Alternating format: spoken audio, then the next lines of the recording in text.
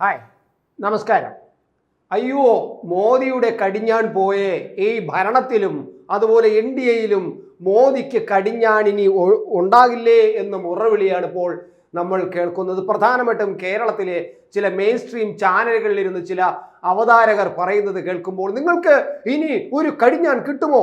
നിങ്ങൾ ഇനി മിക്കവാറും TDPയുടെ പിന്നെ ചന്ദ്രബാബു നായിഡുവിനോടും അതുപോലെ നിതീഷ് കുമാറും പറയുന്നത് അനുസരിച്ച് മാത്രമേ നിങ്ങളുടെ മോദിക്ക് ഇനി ചലിക്കാൻ പോലും കഴിയൂ, മിണ്ടാൻ പോലും കഴിയൂ. അപ്പോൾ കടിഞ്ഞാൺ നഷ്ടപ്പെട്ടില്ലേ, നിങ്ങളെ കൊണ്ട് കഴിയുമോ? ഇതൊക്കെയാണ് നമ്മൾ ചാനലിൽ കേൾക്കുന്നത്. സത്യത്തിൽ ഈ ആങ്കർമാർ ഇത്തരത്തിൽ ചില ഈ ചോദ്യങ്ങളും ഇത്തരത്തിലുള്ള ആങ്കറിങ് കാണുമ്പോൾ സത്യത്തിൽ ഞാൻ TV-യുടെ മുമ്പിൽ ഇരുന്ന് അറിയാതെ ഒന്ന് ചിരിച്ചു പോവുകയാണ് ഉണ്ടാകുന്നത്. ഈ മോദിക്ക് ഇങ്ങനെ കടിഞ്ഞാൺ നഷ്ടപ്പെട്ടു എന്ന് പറയുമ്പോൾ ഇവിടുത്തെ ചില മാധ്യമ പ്രവർത്തകർക്കും അതുപോലെ ഇവിടുത്തെ ചില മറ്റ് മോദി വിരുദ്ധർക്കും ഉണ്ടാകുന്ന സന്തോഷം കാണുമ്പോൾ അറിയാതെ ചിരിച്ചു പോകുന്നു. ചിരിക്കുന്ന എന്തിനെന്ന് പറഞ്ഞാൽ തീർച്ചയായിട്ടും അതിന് കാരണമുണ്ട്. പക്ഷെ ഒരു കാര്യം, എന്തിനാണ് ഇപ്പോഴും ഈ മോദിക്ക് കടിഞ്ഞാൺ നഷ്ടപ്പെട്ടു എന്ന് പറയുന്നത് മനസ്സിലാകുന്നില്ല.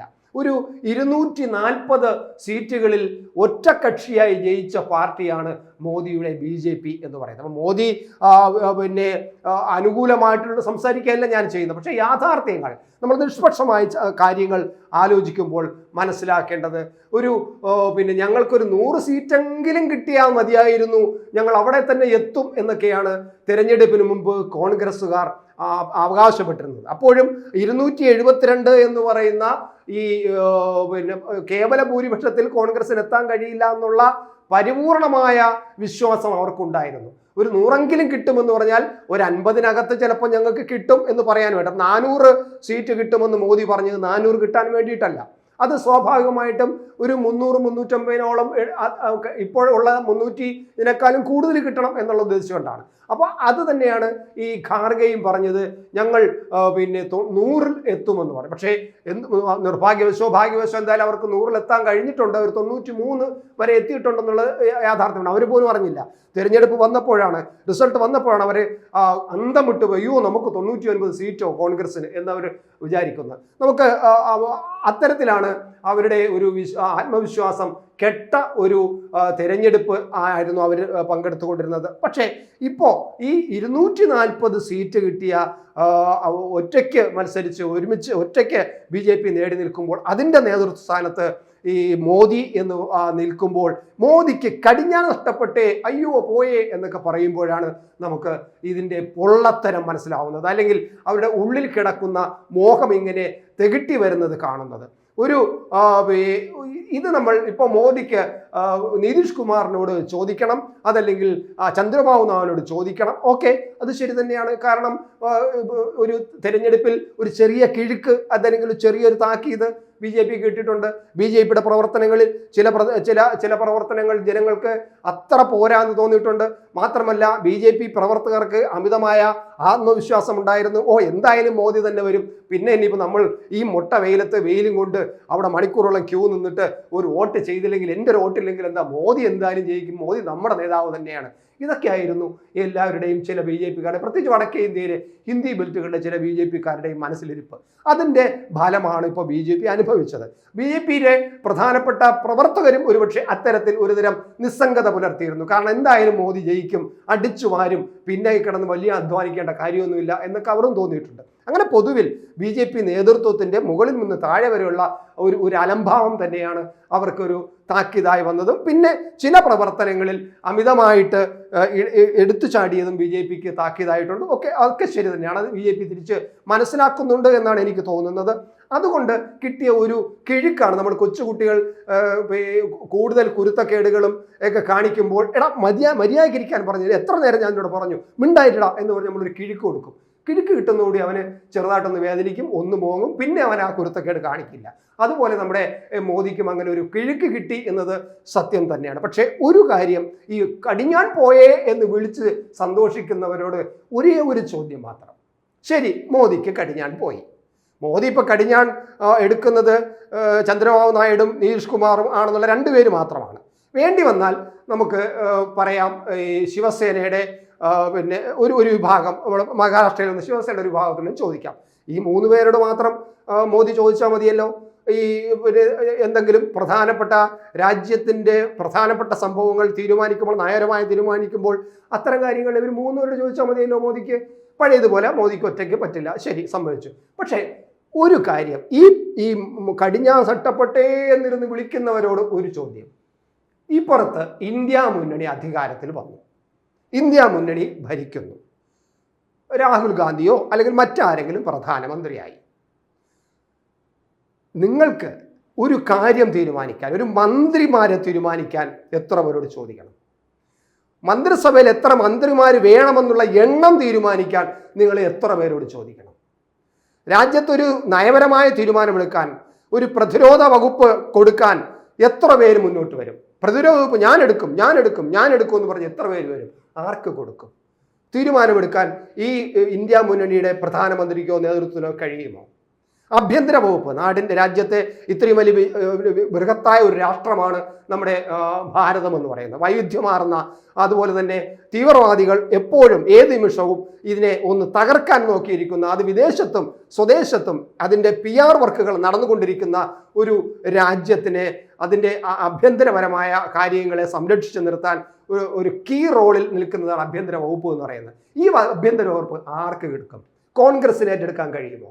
ഒറ്റയ്ക്ക് 99 സീറ്റുള്ള കോൺഗ്രസ് തന്നെയാണ്. പ്രധാനമന്ത്രി ഒരുപക്ഷെ കോൺഗ്രസ് ആയിരിക്കാം, ആണമെന്ന് നിർബന്ധമില്ല.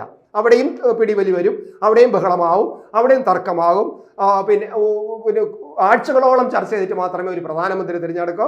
ചിലപ്പോൾ പ്രധാനമന്ത്രിക്ക് പകരം 1, 2, 3, 4 ഉപപ്രധാനമന്ത്രിക്കാരെ വയ്ക്കേണ്ടി വരും, അല്ലേ? അതല്ലേ സത്യം? അപ്പൊ അങ്ങനെ ഒരു ഇന്ത്യ മുന്നണി വന്നു കഴിഞ്ഞാൽ ഈ കടിഞ്ഞാൻ പോയേ എന്ന് വിളിച്ചു പറയുന്നവരോട് ആണ് ചോദിക്കുന്നത്, വീണ്ടും ചോദിക്കുന്നത്, ആർക്കൊക്കെ നിങ്ങൾ മന്ത്രിസ്ഥാനം കൊടുക്കും? ആർക്കൊക്കെ എത്ര മന്ത്രിമാരെ നിങ്ങൾക്ക് തീരുമാനിക്കാൻ പറ്റും? അങ്ങനെ ഇനി ഉണ്ടാകുന്ന ഒരു 40-47ഓളം പാർട്ടികൾ ഉണ്ട് എന്നാണ് എനിക്ക് തോന്നുന്നത് ഇന്ത്യ സഖ്യത്തിൽ. ഇന്ത്യ സഖ്യം എന്നത് ഉണ്ടോ എന്ന് ചോദിച്ചാൽ ഇല്ല എന്നേ ഞാൻ പറയൂ. ഇന്ത്യ സഖ്യം രാജ്യത്ത് ഇപ്പോൾ ഉണ്ടോ? ഇന്ത്യ സഖ്യം ഉണ്ടെങ്കിൽ ഈ ഇന്ത്യ സഖ്യത്തിലാണ്, ഇപ്പോൾ പറയപ്പെടുന്ന ഇന്ത്യ സഖ്യത്തിലാണ് കേരളത്തിലെ UDF, LDF. LDF, UDF എന്ന് പറഞ്ഞാൽ CPM എന്നും കോൺഗ്രസ് ഒന്നും അല്ല ഞാൻ പറയുന്നത്. LDFിനകത്തുള്ള ഏകദേശം 8-10 പാർട്ടികളുണ്ട്, UDFിനകത്തും അതുപോലെ 8-10 പാർട്ടികളുണ്ട്. ഇവരെല്ലാം കൂടെ കേരളത്തിൽ മാത്രം തന്നെ 20ഓളം പാർട്ടികൾ ഇന്ത്യ സഖ്യത്തിലുണ്ട്, കേരളത്തിൽ നിന്ന് മാത്രം. അപ്പൊ അങ്ങനെ രാജ്യത്തിന്റെ വിവിധ പ്രദേശങ്ങളിൽ കൊച്ചും ചെറുതും കുറുമയും എല്ലാം കൂടെ ചേർന്നുകൊണ്ട് ഏകദേശം 47, 48, 50-ലധികം പാർട്ടികൾ ചേരുന്നതായിരിക്കാം ഒരുപക്ഷെ ഇനി വരാൻ പോകുന്ന ഇന്ത്യ സഖ്യം. ഇപ്പോൾ ഇന്ത്യ സഖ്യമില്ല. എവിടെയെങ്കിലും ഇന്ത്യ സഖ്യം ഉണ്ടായിരുന്നു? ഞാൻ നേരത്തെ പറഞ്ഞു, കേരളത്തിൽ തന്നെ അങ്ങോട്ടും ഇങ്ങോട്ടും കൂടെ അടിച്ചവരാണ് ഇന്ത്യ സഖ്യത്തിലുള്ളവർ. തമിഴ്നാട്ടിലും അല്പസ്വല്പമൊക്കെ അവർ ഒരുമിച്ച് നിന്നു എന്ന് പറയാം. പിന്നെ ഉള്ളത് UPയിലാണ്. UPയിൽ SP-യും കോൺഗ്രസും അത്യാവശ്യം അവർ ചേർന്ന് നിന്നത് കൊണ്ടാണ് അവിടെ ഇത്രയും നേട്ടം ഉണ്ടാക്കാൻ കഴിഞ്ഞത്. വേറെ പശ്ചിമ ബംഗാളിൽ ഒരുമിച്ച് നിന്നോ, ആസാമിൽ ഒരുമിച്ച് നിന്നോ, കാശ്മീരിൽ ഒരുമിച്ച് നിന്നോ? കാശ്മീരിലെ 370 എന്ന് പറയുന്ന വകുപ്പ് കൊണ്ടുവന്നതിന് അതിശക്തമായി എതിർത്തുകൊണ്ടിരിക്കുന്ന ഇന്ത്യ സഖ്യക്കാർക്ക് അതിൻ്റെ പേരിലെങ്കിലും ആ 370 റദ്ദാക്കിയ BJPക്കെതിരെ നിങ്ങൾ ഒരുമിച്ച് നിൽക്കുമെന്ന് പറഞ്ഞുകൊണ്ട് അവർ ഒരുമിച്ച് നിൽക്കാൻ കഴിഞ്ഞിട്ടുണ്ടോ കാശ്മീരിൽ? അങ്ങനെ ഏത് സംസ്ഥാനത്തിലാണ് ഈ ഇന്ത്യ ഇപ്പോൾ പറയുന്ന ഇന്ത്യക്കാർക്ക് പിന്നെ ഒരുമിച്ച് നിൽക്കാൻ കഴിഞ്ഞത്?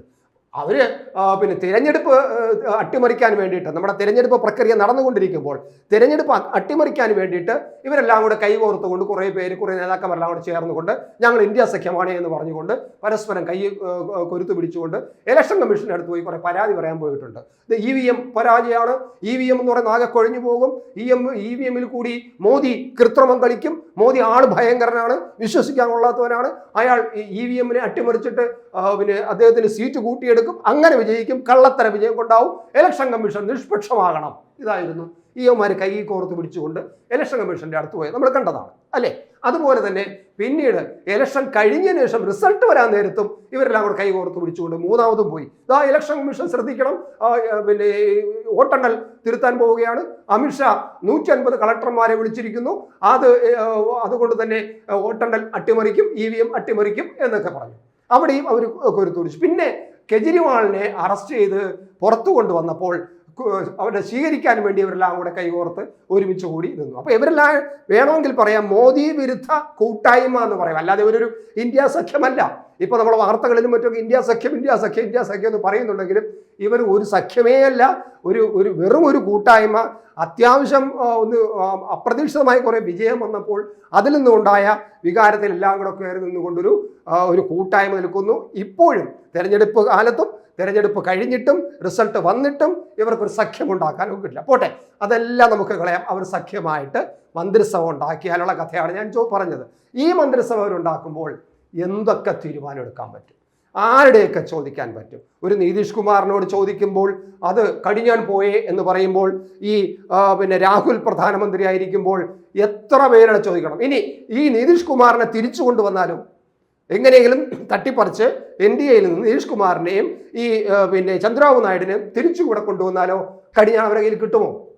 അപ്പോഴും ഈ കടിഞ്ഞാൺ പോയെന്ന് പറയില്ലേ? അപ്പൊ എന്താണ് ഈ പറയുന്നത്? ഒരുതരം ഇരട്ടത്താപ്പ് തരം അല്ലെ? മോദിയെ ഏത് തരത്തിലും മോദി എന്ന് പറയുന്ന ആ നേതാവിനെതിരായിട്ടുള്ള ഒരു വിരുദ്ധമായ, അതെന്തു ചെയ്താലും മോദി വിരുദ്ധമായിട്ടുള്ള ഒരു കൂട്ടായ്മ അത് തന്നെയാണ് കാണുന്നത്. അതുകൊണ്ട് ഈ കടിഞ്ഞാൻ പോയെന്ന് വിളിച്ചു പറയുന്നവർ ഒരേ ഒരു ചോദ്യത്തിന് മാത്രം ഉത്തരം നൽകുക. ഈ നിങ്ങൾ പറയുന്ന ഇന്ത്യ സഖ്യം അധികാരത്തിൽ വന്നാൽ കടിഞ്ഞാൻ ആരിലുണ്ടാകും? ആരുടെ കയ്യിലുണ്ടാവും? നിങ്ങൾക്ക് പറയാൻ കഴിയുമോ? രാഹുലിന്റെ കയ്യിലുണ്ടാകുമോ? മമതയുടെ കയ്യിലുണ്ടാകുമോ? അതല്ലെങ്കിൽ ഖാർഗെയുടെ കയ്യിലുണ്ടാകുമോ? അതല്ലെങ്കിൽ അവരുടെ കൂടെയുള്ള മറ്റ് ചില CPM യെച്ചൂരിയുടെ കയ്യിലുണ്ടാകുമോ? ആരുടെ കയ്യിലുണ്ടാകും കടിഞ്ഞാൻ? പറയാമോ? എന്നിട്ട് മോദിയുടെ കയ്യിലെ കടിഞ്ഞാൻ പോയേ എന്ന് നിലവിളിച്ചാൽ മതി. പ്രത്യേകിച്ച് കേരളത്തിലെ ചില മാധ്യമ ആങ്കർമാർ ഇനിയെങ്കിലും മോഡിയുടെ കടിഞ്ഞാൻ പോയേ എന്ന് വിളിക്കാതിരിക്കാൻ വേണ്ടി ശ്രമിക്കുക.